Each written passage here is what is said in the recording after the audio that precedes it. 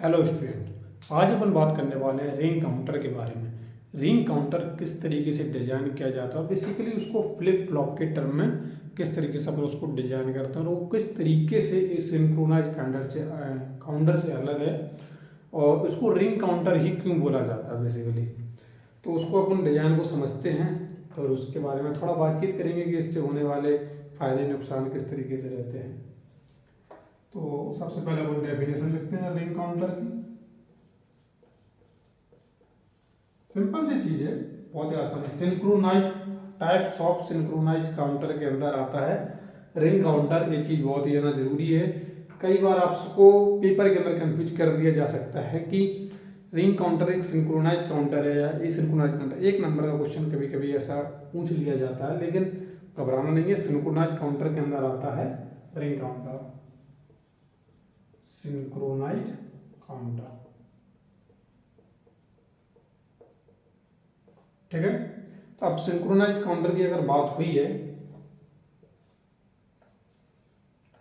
अच्छा पिछली वाली वीडियो में जब मैंने वो बताया था कि how to design synchronise counter, तो उसमें मैंने एक नोटिस किया, मैंने खुद की गलती कि जब मैंने इससे डी फ्लिप फ्लॉप दो बनाए तो मैंने उन दोनों के अंदर क्लॉक का ट्रिगर नहीं किया था। मैंने वहां पे क्लॉक ट्रिगर ही नहीं करी, मैंने वहां पे क्लॉक ट्रिगर नहीं करी। उस वजह से कई लोग ऐसा बोल सकते हैं कमेंट सेक्शन में मुझे कि मतलब वो गलत है, लेकिन ऐसा कुछ नहीं। मतलब सिर्फ एक वो क्लॉक लगाना भूल गया था मैं गलती से। लेकिन कोई बात नहीं, चीज़ों को अगर गलती हो गई है तो उसको मान के आगे बढ़ना ही लाइफ है। तो अपन को क्या करना है, अपन यहाँ पे फ्लिप फ्लॉप बना रहे हैं, तो अपन को क्या करना, उस सब फ्लिप फ्लॉप के अंदर क्लॉक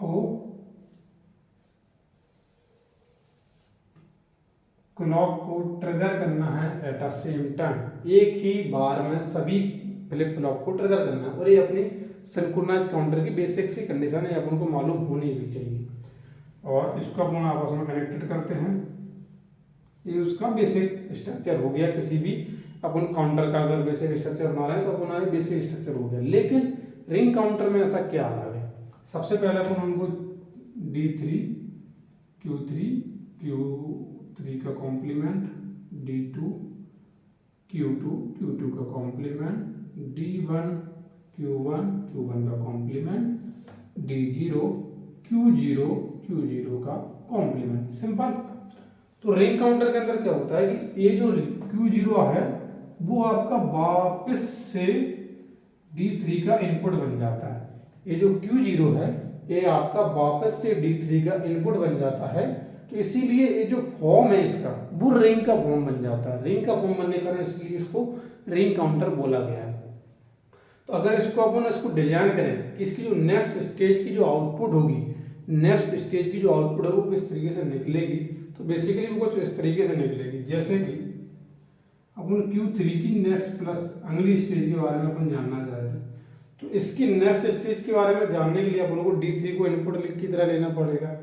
अब D3 को अपन ने इनपुट की तरह लिया, तो D3 को इनपुट कौन दे रहा है, तो D3 का जो इनपुट है वो है Q0। तो इसको बेसिकली जो इसको कनेक्टेड किससे हो गया, ये Q0 से कनेक्टेड हो गया। इसी तरीके से अगर Q2 की बात करें, Q2 का जो नेक्स्ट स्टेज है वो रहेगा क्या, D2 रहेगा Q2 के लिए। D2 का होना कंपलसरी है, तो लेकिन D2 को कौन दे रहा है, Q3 दे रहा है। तो इसी तरीके से इसमें सो ऑन चलता रहेगा। लेकिन जब अपन इसको बात करेंगे कि इनपुट का अगर जब अपन दे रहे हैं तो किस तरीके से परफॉर्म होगा, जैसे अपन एक प्रेजेंट स्टेट का आउटपुट मानते हैं, प्रेजेंट स्टेट आउटपुट, कि अगर प्रेजेंट स्टेट पे आउटपुट जो है Q3 Q2 Q1 Q0। अच्छा, सबसे पहली बात, इसमें आप 0 0 0 0 चारों वैल्यू को नहीं मान सकते। क्यों नहीं मान सकते वो मैं आपको समझाता हूँ। कि जैसे मैंने मान के चलिए इसके अंदर चारों को 0 0 मान लिया, तो ये किस तरीके से ट्रेवल करती है। इस ट्रेवल को जिस तरीके से करती है कि 0, ये वाला 0 इधर आएगा, ये वाला 0 कुछ इधर आएगा, ये वाला 0 इधर आएगा, ये वाला 0 वापस से अपना इधर से इधर चला जाएगा।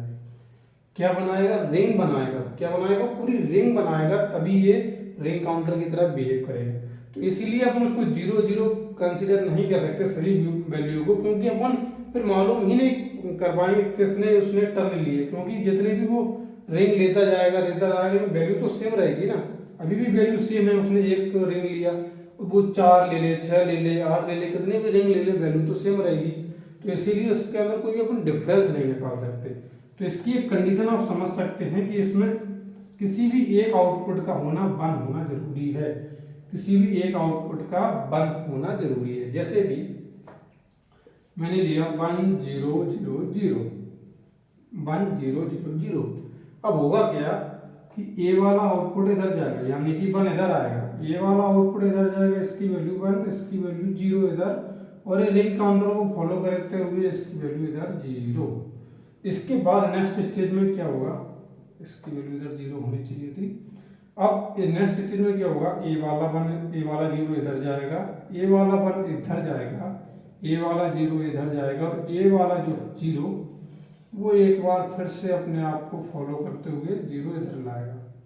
ठीक है, फिर इसके बाद ए वाला इधर, ए वाला इधर, ए वाला 1 इधर, और ए वाला रिंग काउंटर एक बार फिर से फॉलो करेगा और 0 इधर लाएगा। अभी आप इसको नोटिस करिए कि पहले था 1 0 0 0, अपन ने फिर क्या हुआ 0 1 0 0, फिर 0 0 1 0, फिर 0 0 0 1। लेकिन ये स्टेज यहाँ पे नहीं रुकेगी, यहाँ तक नहीं रुकेगी, अभी और चलेगी। अभी और चलेगी तो क्या आएगा वापस से, ए वाला 0, ए वाला 0 इधर, ए वाला 0 इधर, ए वाला 0 इधर, ए वाला 1 वापस से इधर। ठीक है, तो यहां से शुरू किया था 1 0 0 से, और ये यहाँ पे 1 0 0 वापस आ गया, यहाँ पे शुरू किया 1 0 0, यहाँ पे वापस आ गया 1 0 0। इसमें आप देखना कितनी डिफरेंट स्टेट मिली, 1 2 3, और ये चौथी पे वापस आ गया, चौथी स्टेट पे वापस उसी स्टेट पे वापस आ गया।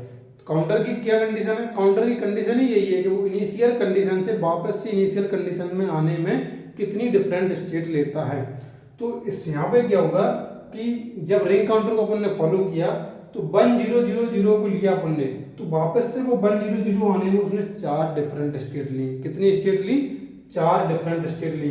तो अगर आप उसको एनालाइज करें तो अपन ने कितने इनपुट दिए थे, अपन ने इनपुट भी 4 ही दिए थे, उसने स्टेट कितने लिए हैं, 4 ही स्टेट लिए हैं। तो इसके अंदर अपन एक इसका एनालाइज करते हुए उसको फॉर्मूला टाइप की बना सकते हैं। क्या बना सकते हैं कि अगर जितने हमारे पास इनपुट हैं उतने ही हमारे पास डिफरेंट स्टेट होंगी, और ये डिफरेंट स्टेट ही इसकी बोली जाती है यूजेबल स्टेट। इसके अंदर 2 प्रकार की स्टेट अपन मानते हैं, यूजेबल स्टेट और non usable state. Non usable state को किस तरीके से फाउंड करते हैं, यूजेबल स्टेट को किस तरीके से फाउंड करते हैं, इसको अपन समझते हैं। तो यूजेबल स्टेट हमेशा वो वाली स्टेट होती हैं जो अपनी काउंटर के अंदर डिफरेंट स्टेट आई है। यूजेबल स्टेट हमेशा वो वाली स्टेट होती है जो अपने काउंटर के अंदर डिफरेंट स्टेट आई है, और वो स्टेट हमेशा नंबर ऑफ बिट के बराबर होंगी, नंबर ऑफ बिट के बराबर, जितनी भी नंबर ऑफ बिट है उसके बराबर होंगे। यूजेबल हमेशा नंबर ऑफ बिट के इक्वल होंगे। ठीक है, अब नॉन यूजेबल अपन किस तरीके से निकालेंगे, नॉन यूजेबल निकालने के लिए जितनी भी यानी यहाँ पे क्या शो करेगा, नंबर ऑफ बिट को 2 की पावर n, 2 की पावर n, जैसे यहाँ पे 2 की पावर अपन 4 करते हैं तो कितनी आएगी 60, 60 माइनस 4 करो तो वैल्यू कितनी आएगी 12, 12 की अपनी non usable state, non usable state की वैल्यू है कि नॉन यूजेबल स्टेट कितनी है या फिर नॉन यूजेबल वैल्यू कितनी है इसके अंदर। टोटल इसकी वैल्यू कितनी होगी, 4 को अपन जो बिट जो बन रही है जैसे 1 0 0 1 है, अब इसको अपन को लिखने के कितने तरीके हैं, अपने को इसके लिखने के लिए 2 की पावर 4 16 तरीके हैं अपने पास, 16 तरीके हैं जिसको अपन इस तरीके से लिख सकते हैं। लेकिन नॉन यूजेबल स्टेट अपनी कितनी है, नॉन यूजेबल जिनका अपन यूज ही नहीं करते, कुछ यूज ही नहीं है, तो वो कितनी है 12 है। वो किस तरीके से निकाली है अपन ने, 2 की पावर n, 2 की पावर n माइनस आप उसको जितना यूजेबल है, यूजेबल स्टेट का अपन माइनस कर दो तो अपना क्या आ जाएगा, नॉन यूजेबल निकल के आ जाएगा। तो ये इसका बेसिक सा एक्सप्लेनेशन था रिंग काउंटर के बारे में। रिंग काउंटर किस तरीके से, इसका बेसिक समझना ये है कि किस तरीके से रिंग को बनाता है और किस तरीके से अपना पूरा ऑपरेशन परफॉर्म करता है, काउंटर को परफॉर्म करता है कि इनिशियल कंडीशन से शुरू होते हुए इनिशियल कंडीशन पे खत्म होता है, उसके बीच में कितनी डिफरेंट स्टेट आती हैं। तो आई होप वीडियो पसंद आई होगी। वीडियो पसंद आई है तो वीडियो को लाइक, चैनल को सब्सक्राइब करें और मिलते हैं नेक्स्ट वीडियो में। जब तक के लिए love you all of you, thank you for watching this video.